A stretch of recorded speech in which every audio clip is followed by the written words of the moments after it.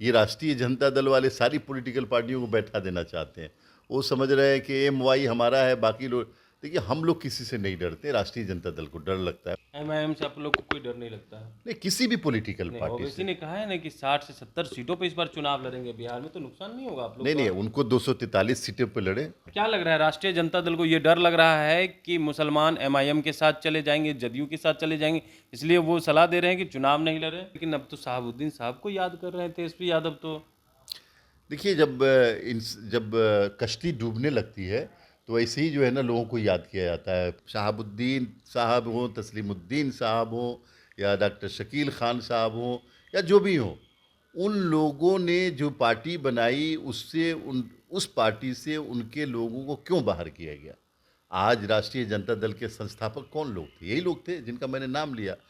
लेकिन इनकी फैमिली गायब हो गई, और श्री लालू प्रसाद यादव जी की फैमिली का एक एक आदमी जो है ना, उस पार्टी का प्रोप्राइटर बन गया। राजद वाले लोग कह रहे हैं आप लोगों ने जिस तरीके से वक्फ बिल का सपोर्ट किया है उसको लेकर के मुसलमानों में नाराजगी है और आप लोगों का साथ कैसे जाएगी?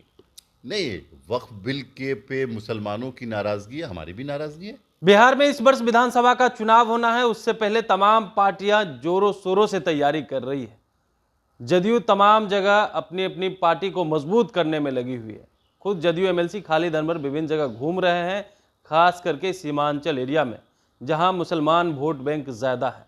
लेकिन एमआईएम को राजद की सलाह है कि वो चुनाव नहीं लड़े और बाहर से वो सपोर्ट करने की बात कर रहे हैं। राष्ट्रीय जनता दल एमआईएम से डर गई, क्या जदयू भी डरी हुई है? इस पर बातचीत करने के लिए हमारे साथ खुद जदयू एमएलसी खालिद अनवर हैं। कैसे देख रहे हैं, एमआईएम को चुनाव नहीं लड़ने कह रहे हैं राष्ट्रीय जनता दल के? देखिए, राष्ट्रीय जनता दल के लोग बहुत ही ज़्यादा एम्बिशियस हैं, और वो ये समझते हैं कि मुझे सत्ता किसी भी तरह मिलनी चाहिए, उसके लिए चाहे जो तरीका अपनाया जाए। और सत्ता इसलिए मिले कि परिवार को बचाया जाए, अपने घर को बचाया जाए, घर के लोगों की जो बेरोज़गारी उसको दूर किया जाए। जनता दल यूनाइटेड एक डेमोक्रेटिक पॉलिटिकल पार्टी है, और हम लोगों ने हमेशा डेमोक्रेसी में सभी पॉलिटिकल पार्टियों को प्रमोट किया है कि आप बढ़िए, आगे बढ़िए, इलेक्शन लड़िए, और जनता का मैंडेट जिनको मिलता है वो लोग सरकार चलाएं। कोई भी पॉलिटिकल पार्टी हो, आप जिसका नाम ले रहे हैं, एमआईएम हो या कोई भी पॉलिटिकल पार्टी हो, सबको राइट है कि वो इलेक्शन लड़े और जनता के बीच जाए। ये राष्ट्रीय जनता दल वाले सारी पॉलिटिकल पार्टियों को बैठा देना चाहते हैं। वो समझ रहे हैं कि एम वाई हमारा है, बाकी लोग। देखिए, हम लोग किसी से नहीं डरते, राष्ट्रीय जनता दल को डर लगता है। उनको लगता है कि सत्ता से आने से रुक न जाए, इसलिए वो इस तरह की बातें करते हैं। एमआईएम से आप लोग को कोई डर नहीं लगता है? नहीं, किसी भी पॉलिटिकल नहीं, पार्टी ओवैसी से। ने कहा है ना कि 60 से 70 सीटों पे इस बार चुनाव लड़ेंगे बिहार में, तो नुकसान नहीं होगा आप लोग नहीं का? नहीं, उनको 243 सीटों पर लड़े, हमको कोई परेशानी नहीं। कोई भी पॉलिटिकल पार्टी हो, उससे जनता दल यूनाइटेड को कोई परेशानी नहीं है। और हमारे नेता ने काम किया, हमारी सरकार ने काम किया, हमारी पार्टी काम की बुनियाद पर अगर आपके लिए काम किया है तो आप मुझे वोट दीजिए, और अगर लगता है कि कोई और ने काम किया है आपको तो उसको वोट दीजिए। हम लोग इस मामले में बहुत साफ हैं, कोई ढकी छुपी बात नहीं होती हमारे। क्या लग रहा है, राष्ट्रीय जनता दल को ये डर लग रहा है कि मुसलमान एमआईएम के साथ चले जाएंगे, जदयू के साथ चले जाएंगे, इसलिए वो सलाह दे रहे हैं कि चुनाव नहीं लड़े?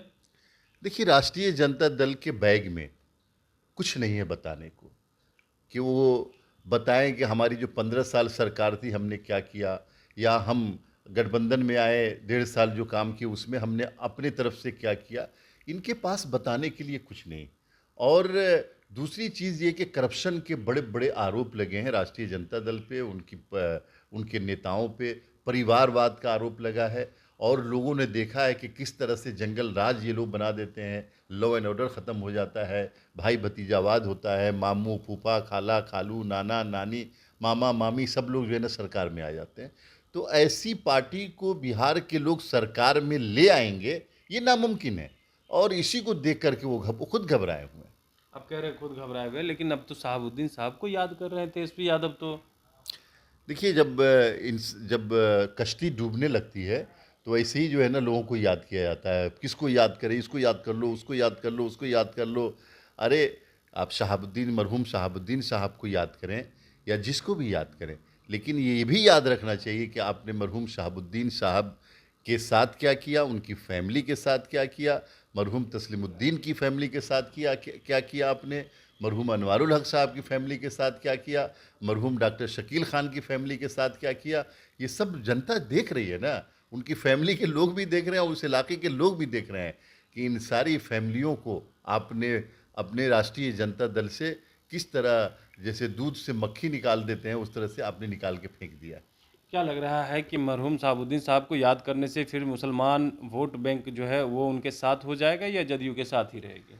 देखिए, शहाबुद्दीन साहब, मरहूम शहाबुद्दीन साहब का नाम लेने से काम नहीं चलेगा। आपको ये बताना पड़ेगा कि शहाबुद्दीन साहब हों, तस्लीमुद्दीन साहब हों या डॉक्टर शकील खान साहब हों या जो भी हों, उन लोगों ने जो पार्टी बनाई उससे उस पार्टी से उनके लोगों को क्यों बाहर किया गया। आज राष्ट्रीय जनता दल के संस्थापक कौन लोग थे? यही लोग थे जिनका मैंने नाम लिया। लेकिन इनकी फैमिली गायब हो गई और श्री लालू प्रसाद यादव जी की फैमिली का एक एक आदमी जो है ना उस पार्टी का प्रोप्राइटर बन गया। तो ऐसे तो नहीं होता। उनका नाम लेने न लेने से कोई फ़र्क नहीं पड़ता है। अगर उनके लोगों को आपने एकोमोडेट किया होता, उनके एजेंडे पे चले होते तो ज़रूर फ़र्क पड़ता। सीमांचल में जदयू कितना मजबूत है? क्योंकि एमआईएम तो कह रही है हम बहुत मजबूत हैं और इस बार बेहतरीन परिणाम वहाँ से लाएंगे। जनता दल यूनाइटेड 243 सीटों पे मजबूत है और 243 सीटों पे एक एक वोटर नीतीश कुमार के साथ है। हमें, हमारे लिए सीमांचल, हमारे लिए क्या नाम मगध, हमारे लिए सारण, हमारे लिए मिथिलांचल और हमारे लिए चंपारण, सब हमारे लिए हमारे लोग हैं और जनता दल यूनाइटेड के लोग हैं। नीतीश कुमार के नाम पे जो भी कैंडिडेट जाएगा उसको जिताएंगे। लेकिन राजद वाले लोग कह रहे हैं आप लोगों ने जिस तरीके से वक्फ बिल का सपोर्ट किया है उसको लेकर के मुसलमानों में नाराज़गी है और आप लोगों का साथ कैसे जाएगी? नहीं, वक्फ बिल के पे मुसलमानों की नाराज़गी है, हमारी भी नाराज़गी है। हम भी जनता दल यूनाइटेड में, हमारी भी नाराज़गी है। तो ये एक अलग इश्यू है वक्फ बिल। लेकिन वक्फ बिल की वजह से मुसलमान अपने मुस्तकबिल को राष्ट्रीय जनता दल के हवाले नहीं कर सकता। उनको पता है कि उनके बच्चों को तालीम भी चाहिए, उनको रोज़गार भी चाहिए, उनको पुरअमन माहौल भी चाहिए, उनको दंगे से निजात भी चाहिए, उनके राष्ट्रीय जनता दल के जो क्रिमिनल्स इधर उधर उल्टा सीधा करते हैं उससे भी निजात चाहिए, सबसे निजात चाहिए। वक्फ बिल पे नाराज़गी अपनी जगह पे है, वो नाराज़गी है, उसको दूर करेंगे, नीतीश कुमार दूर करेंगे, हमारी सरकार दूर करेगी।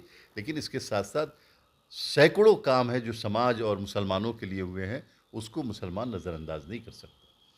बिल्कुल, तो आप हमारे साथ थे जदयू के एमएलसी खालिद अनवर, तमाम सवालों का जवाब दे रहे थे और राष्ट्रीय जनता दल पर भी खूब बरस गए। मुसलमान के नाम सुनते ही खूब बरस गए क्योंकि जिस तरीके से राष्ट्रीय जनता दल ने सिर्फ मुसलमानों का उपयोग किया है और एमआईएम को सलाह दे रहे हैं कि चुनाव नहीं लड़े, तो उन्हें डर लग रहा है और चाह रहे हैं सभी पार्टी बैठ जाए, सिर्फ राष्ट्रीय जनता दल बच जाए। कमलेश कुमार, लाइव बिहार।